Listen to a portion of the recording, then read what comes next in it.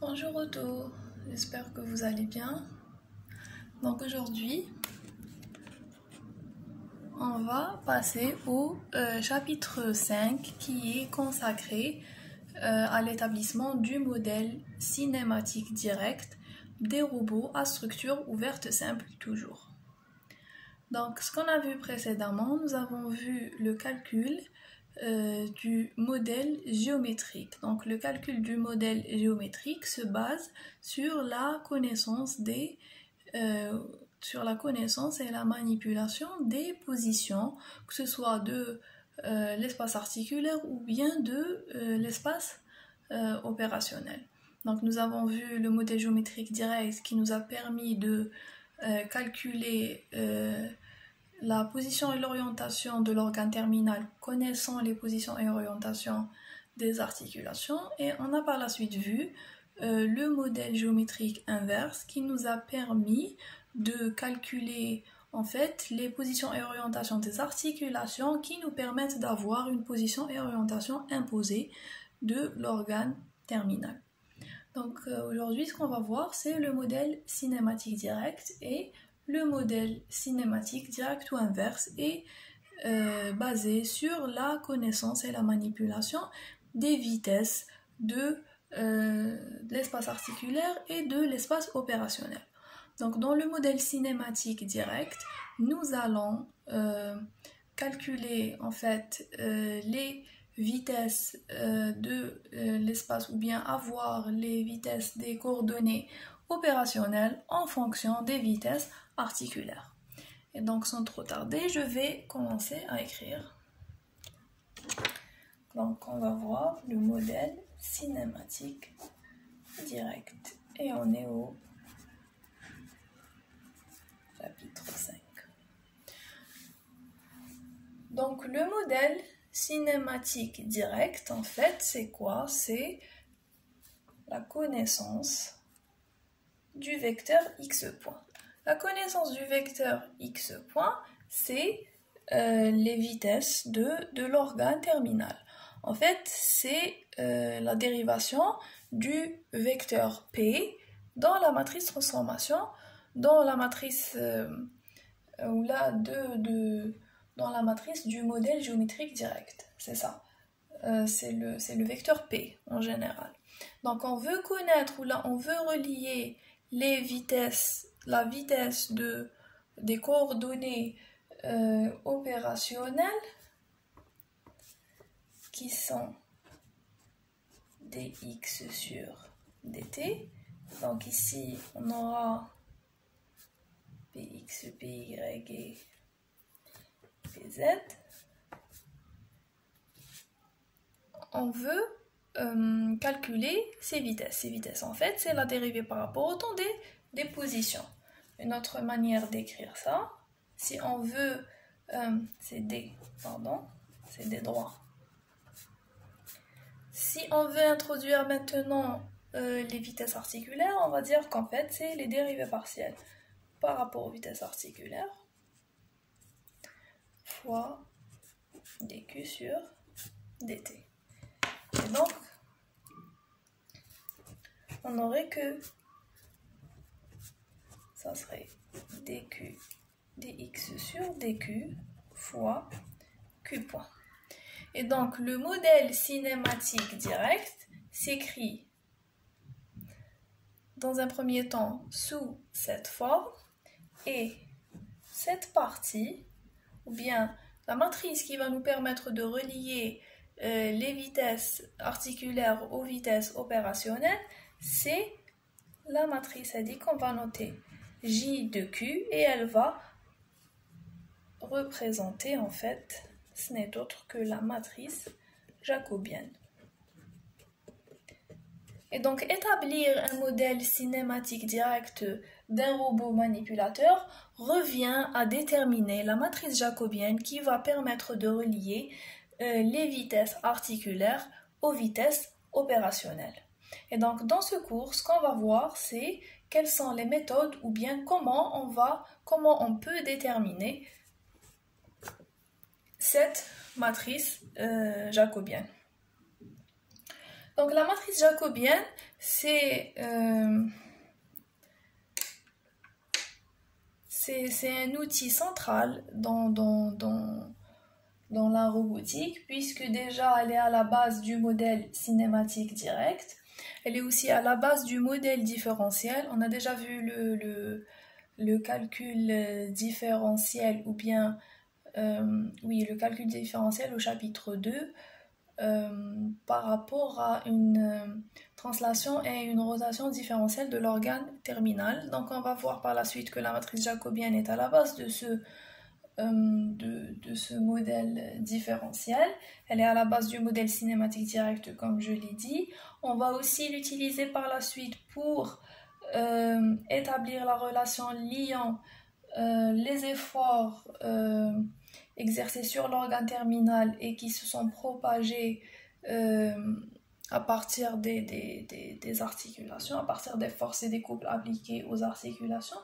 Et aussi, chose qui n'est pas anodine, c'est que la matrice jacobienne va nous permettre de calculer les singularités d'une structure donnée d'un robot. Donc on va pouvoir calculer les singularités d'un robot à partir de la matrice jacobienne, et par la suite on va faire en sorte que notre robot ne s'approche pas de ces points singuliers pour ne pas perdre en degré de liberté ou ne pas tomber dans une configuration qui nous fasse basculer par exemple dans une vitesse qui n'est pas acceptable par rapport au robot. Donc ce qu'on va voir, c'est comment on calcule la matrice jacobienne. Donc une première méthode de calcul de la matrice jacobienne, la méthode la plus simple, ça serait en fait de faire la dérivation du modèle géométrique direct. Donc puisque le modèle géométrique direct, c'est en fait une matrice qui va contenir les positions et orientations de l'organe terminal en partant de la base, on peut déduire à partir de cette matrice les vitesses. Et les vitesses vont représenter le jacobien, mais c'est les dérivées partielles bien sûr. Donc le calcul de la matrice jacobienne peut se faire par dérivation du modèle géométrique direct. Donc puisque nous avons dans le 1 J de Q à partir du modèle géométrique direct. Donc dans le modèle géométrique direct, qu'est-ce que nous avons? Nous avons que position et orientation de l'organe terminal est en fonction des positions et orientations de l'articulation. Et donc on pourrait calculer x point, on revient vers l'écriture du haut, qui serait les dérivées partielles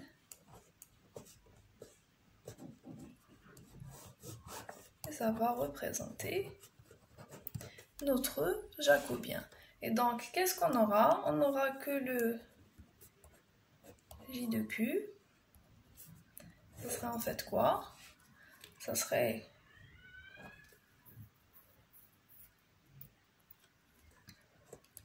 la dérivée de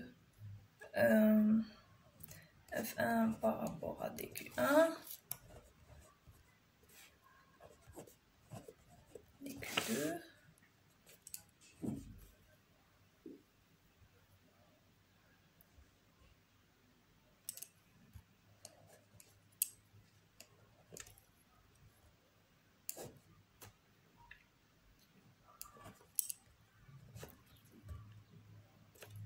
dQ1 par rapport à voilà, dQ1. Et par là, ça serait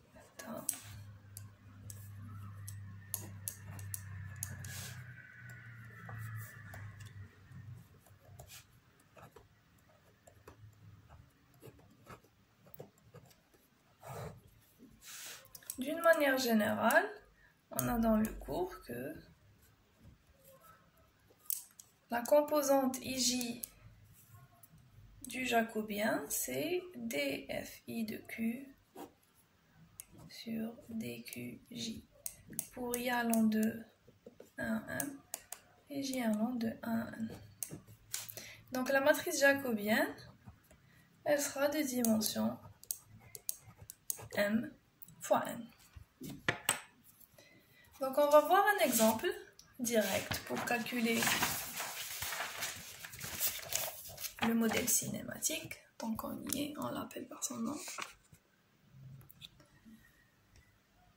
Donc l'exemple qu'on a ici, c'est on a un robot plan qui a 3 degrés de liberté, θ1, θ2 et θ3. Et il a des articulations qui sont rotoïdes et on a les segments L1, L2, L3. Donc pour pouvoir calculer le modèle cinématique direct en dérivant le modèle géométrique direct, on va commencer par établir le modèle géométrique direct.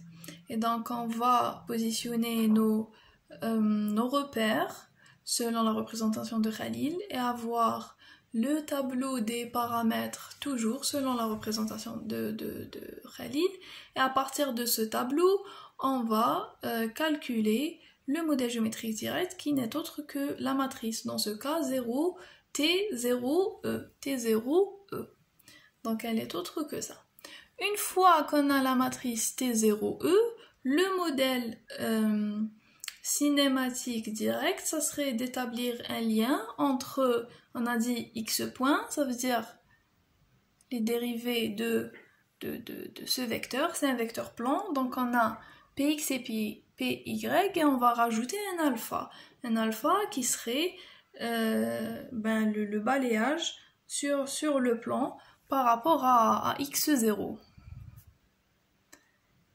Et donc, on va choisir comme coordonnées opérationnelles, ce sont les coordonnées opérationnelles, c'est le vecteur P du modèle géométrique direct. Mais là, on va rajouter le alpha, parce que intuitivement, on doit rajouter le alpha. On a le px et le py, et on a un balayage. Et donc, le calcul de la matrice jacobienne revient à dériver les 3 fonctions à Douma. Px c'est f1, py c'est f2 et alpha c'est f3 par rapport à θ1, θ2 et θ3. Donc ici, on va avoir dpx sur dθ1 et ici, c'est dpx sur dθ2, dpx sur dθ3. La même chose par rapport aux autres lignes pour enfin au final on aura d alpha sur dθ3 qui serait égal à 1. Et donc ici, d'une manière très simple, on vient de calculer le modèle cinématique direct en dérivant le modèle géométrique direct. Donc c'est une manière très simple de procéder lorsque on est confronté à un robot qui n'a pas beaucoup de degrés de liberté. Dans ce cas, donc c'est une matrice ou bien c'est un modèle géométrique direct qui est assez simple où le calcul par dérivation ne nous revient pas cher en fait. Il est très simple à faire. Mais c'est une méthode qui existe, mais elle n'est pas vraiment utilisée. Ce qu'on va voir, c'est la première méthode. Ce qu'on va voir ou qu'on va vraiment devoir utiliser et apprendre, c'est le calcul de la matrice jacobienne en utilisant les notions de du torseur cinématique. Donc on va en fait calculer la matrice jacobienne de l'organe terminal en faisant une propagation des forces, des vitesses et des rotations de chaque articulation. Donc en fait, quand une articulation va avoir une certaine vitesse et une certaine vitesse de translation et une certaine vitesse de rotation, ces composantes du torseur cinématique vont en fait se propager vers l'organe terminal. Et donc si on considère qu'à un moment T, l'articulation I subit ou bien l'articulation I a certaines valeurs de son torseur cinématique, ces valeurs de ce torseur cinématique vont se propager vers l'organe terminal. Et donc au final, on dira qu'en fait, là, le torseur cinématique de l'organe terminal n'est autre que la somme des torseurs cinématiques des différentes articulations. Et donc après, on va pouvoir définir le jacobien en calculant la propagation de ces vitesses vers l'organe terminal, et on va définir ce jacobien soit dans l'espace de l'organe terminal, soit dans l'espace de la base. Donc en général, on va retrouver que le jacobien, dans le cas du calcul par propagation de vitesse, il sera soit défini par rapport au repère de la base, soit défini par rapport au repère de l'organe terminal. On peut aussi trouver le jacobien défini par rapport au repère d'une certaine articulation, et donc le seul cas où on trouvera ça serait dans le cas où on voudrait avoir un jacobien le plus simplifié possible. Donc le jacobien le plus simplifié possible serait en général défini par rapport au repère I, avec I étant la partie entière de n sur 2, n étant le nombre d'articulations du robot. Donc c'est les cas qu'on va voir, et je vais commencer les calculs dans une prochaine vidéo.